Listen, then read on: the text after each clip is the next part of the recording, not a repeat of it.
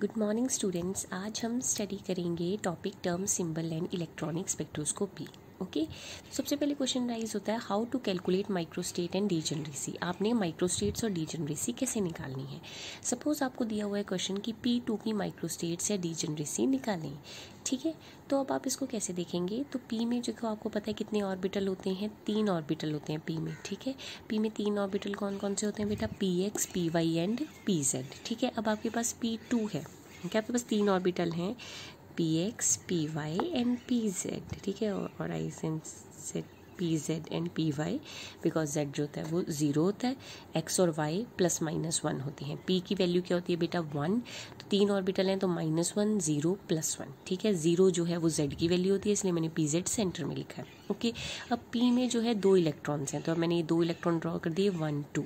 ठीक है, अब पॉसिबिलिटी क्या है 2 इलेक्ट्रॉन्स की, या तो वो फर्स्ट सेकंड में हो सकते हैं, या वो फर्स्ट और थर्ड में हो सकते हैं, या वो दोनों क्या हो सकते हैं बेटा, इकट्ठे हो सकते हैं। ठीक है, यही आपके 2 इलेक्ट्रॉन्स होने की पॉसिबिलिटी हो सकती है। ठीक है, अब हमने जो है P2 कन्फिग्रेशन में क्या निकालनी है, माइक्रोस्टेट्स निकालनी है। ओके, तो अगर P2 कन्फिग्रेशन में माइक्रोस्टेट्स निकालनी हो आपने, तो आप फॉर्मूला लगाओगे n factorial r factorial n minus r factorial. ठीक है, जब आपने किसी भी सबशेल में या किसी भी ऑर्बिटल में इलेक्ट्रॉन्स दे रखे हों और आपको माइक्रोस्टेट्स या डीजेनरेसी निकालनी हो, तो फॉर्मूला होता है n factorial r factorial n minus r factorial, where n is maximum number of electrons. ठीक है, कितने मैक्सिमम नंबर ऑफ इलेक्ट्रॉन्स आ सकते हैं किसी भी सबशेल में। जैसे P सबशेल में 3 ऑर्बिटल हैं, तो मैक्सिमम इलेक्ट्रॉन कितने आ सकते हैं, 6। या फिर आप कह सकते हो कि जितने ऑर्बिटल्स हैं उनका डबल कर दें। जैसे 3 ऑर्बिटल हैं तो उसका डबल कर दें तो यू विल गेट 6। तो maximum number of electrons n होता है। r क्या होता है बेटा, r होता है जितने आपके इलेक्ट्रॉन्स हैं। कितने इलेक्ट्रॉन्स हैं आपके P सबशेल में, 2 इलेक्ट्रॉन। तो आपका फॉर्मूला क्या हो जाएगा, 6 फैक्टोरियल, r मतलब 2 फैक्टोरियल, 6 माइनस 2 फैक्टोरियल। 6 फैक्टोरियल मतलब 6 इंटू 5 इंटू 4। ठीक है, आगे भी बढ़ना था 4 इंटू 3 इंटू 2 इंटू 1, बट उसको सिंप्लीफाई करने के लिए, बिकॉज नीचे भी आपका 2 इंटू 4 फैक्टोरियल है, तो 4 से 4 कैंसिल हो जाएगा। 2 फैक्टोरियल का आ जाएगा 2 into 1।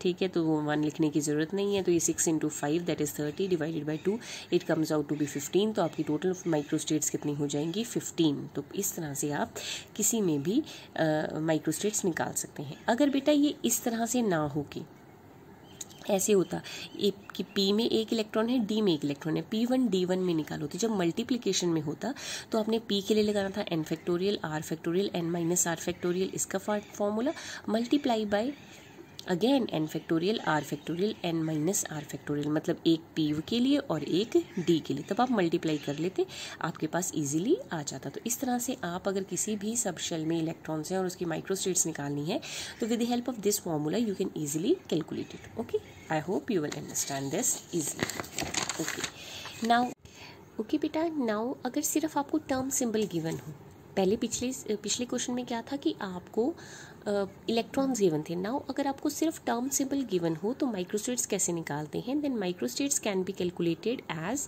Bye using the formula 2s+1 into 2l+1, where 2s+1 is the spin and 2l+1 is the orbital angular momentum. Okay, for example मैं एक एग्जाम्पल ले लेती हूँ। अगर आपको 3D टर्म सिंबल दे रखा है और आपको बोला है टोटल नंबर ऑफ माइक्रोस्टेट्स निकालें, तो आप क्या फॉर्मूला लगाओगे, 2s+1। 2s+1 मतलब टोटल स्पिन। टोटल स्पिन आपको दे रखी है 3, तो आपकी 2s+1 आ जाएगी 3 इंटू 2l+1। अब आपको पता होगा कि D के लिए, D ऑर्बिटल के लिए L की वैल्यू क्या होती है, 2, तो 2 इंटू 2+1। P के लिए L की वैल्यू होती है 1, P के लिए आपको याद होना चाहिए, P के लिए L की वैल्यू होती है 1, D के लिए L की वैल्यू होती है 2, F के लिए L की वैल्यू होती है 3, G के लिए L की वैल्यू होती है 4। इस तरह से बेटा आगे H के लिए L की वैल्यू होती है 5। इस तरह से जो है इन ऑर्बिटल की वैल्यू होती है। अगर आपको 2l+L की वैल्यू नहीं याद, तो आपको ये याद होना चाहिए कि D में कितने ऑर्बिटल होते हैं। D के टोटल ऑर्बिटल होते हैं 5, तो आप डायरेक्ट 5 भी पुट कर सकते हो कि स्पिन की वैल्यू दे रखी है 3 और D के कितने ऑर्बिटल होते हैं बेटा 5, तो 3 इंटू 5 15 माइक्रोस्टेट्स आ जाएंगी। अदरवाइज अगर आपको याद है कि D के लिए L की वैल्यू 2 होती है, तो 2 इंटू 2+1 ये आ जाएगा 5, तो 3 into 5 15। I will take another example. Let me take 1G. Okay, 1G. Now you can calculate with me. The formula is 2. Now term symbol is given, then how we can calculate microstates? By using this formula, 2s plus 1 into 2l plus 1. Okay, now spin is given 1, so 2s plus 1 is 1, and for g l की value क्या होती है 4, तो 2 into 4 plus 1, 2 into 4 plus 1, it comes out to be 9, तो 9 into 1 9.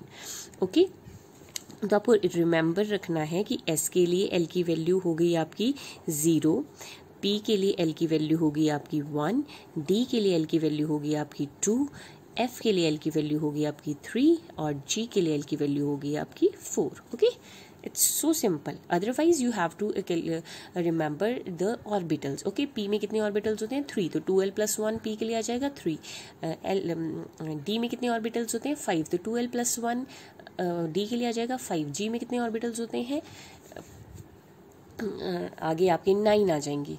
Similarly F में कितने orbitals होते हैं, तो 2l plus 1 आ जाएगा इसके लिए 7, G के लिए 2l plus 1 आ जाएगा 9. ओके, अब एक और एग्जांपल ले लेते हैं 1s. Now you can do it. 1s 2s plus 1 into 2l plus 1. 2s plus 1 the spin is 1 and 2l plus 1. s के लिए बेटा l की वैल्यू कितनी होती है 0, तो 2 into 0 plus 1 it comes out to be 1, तो 1 into 1 1.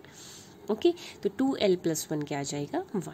तो इस तरह से आप, अगर आपको टर्म सिंबल दिया हो तो by using this formula you can calculate the microstate. If you haven't given the term symbol, you have simply given the number of electrons, then you can use the formula n factorial r factorial n minus r factorial. For example, अगर आपको दे रखा है P1 D1, okay, तो P1 D1 के लिए भी आप ये फॉर्मूला यूज कर सकते हैं 2s plus 1 into 2l plus 1 for P1 into 2s plus 1 into 2l plus 1 for D1. मतलब दोनों के लिए आप ये फॉर्मूला यूज कर सकते हैं, प्रोवाइडेड आपको स्पिन पता हो.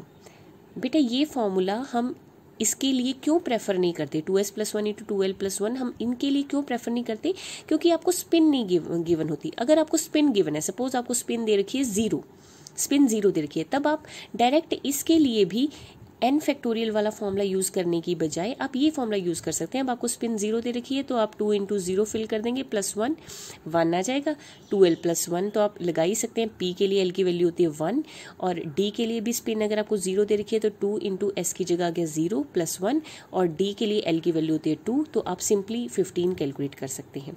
अगर आपको स्पिन गिवन हो तो आप इस टर्म्स के लिए भी इस तरह का फॉर्मूला यूज कर सकते हैं. अदरवाइज अगर आपको स्पिन नहीं गिवन तो आप माइक्रोस्टेट्स इसी फॉर्मूले से निकालें. P के लिए n factorial divided by r factorial n minus r factorial और D के लिए भी n factorial divided by r factorial n minus r factorial, where n is the number of electrons in the given orbital. For example P में total electrons कितने आ सकते हैं 6 और R क्या होता है जितने इलेक्ट्रॉन गिवन है दैट इज 1, तो 1 6 माइनस 1. एन D में नंबर ऑफ इलेक्ट्रॉन टोटल कितने आ सकते हैं 10 और गिवन कितने हैं 1. तो इस तरह से आप निकाल सकते हैं.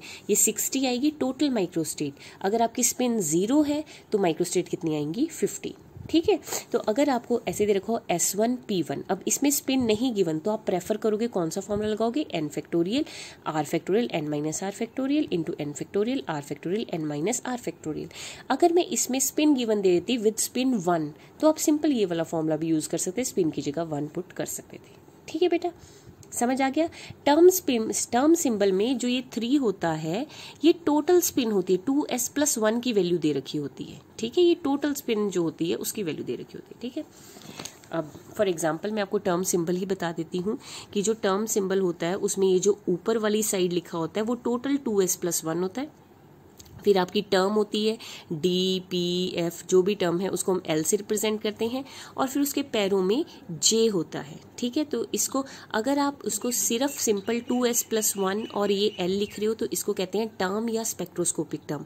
अगर आप उसके पैरों में J भी मेंशन कर रहे हो, उसकी स्पिन मेंशन कर रहे हो -½ +½ तो उस पूरे को कह देते हैं टर्म सिंबल. अगर उसमें J आप नहीं लिख रहे हो तो उसको सिर्फ कहते हैं टर्म या स्पेक्ट्रोस्कोपिक टर्म. ठीक है, तो इस केस में ये सिर्फ टर्म है, टर्म सिंबल नहीं. अगर मैं इसमें J वैल्यू भी मेंशन करूंगी तो ये टर्म सिंबल बनेगा, otherwise it is not a term symbol. Okay बेटा, तो आपको मैंने आज माइक्रोस्टेट्स निकालनी सिखाई हैं बाय 2 methods. One formula is n factorial divided by r factorial n minus r factorial when simply the number of electrons are given without any spin. If term is given and the spin is given, then you can use the formula 2s plus 1 into 2l plus 1. Okay, अगर आपको इसके साथ j value भी दी हो तो इस पूरी term को कहते हैं टर्म सिंबल, अदरवाइज इस टर्म को कहते हैं टर्म और स्पेक्ट्रोस्कोपिक टर्म. ओके बेटा, इसके लिए आज के लिए इतना ही, बाकी हम कल करेंगे. Thank you.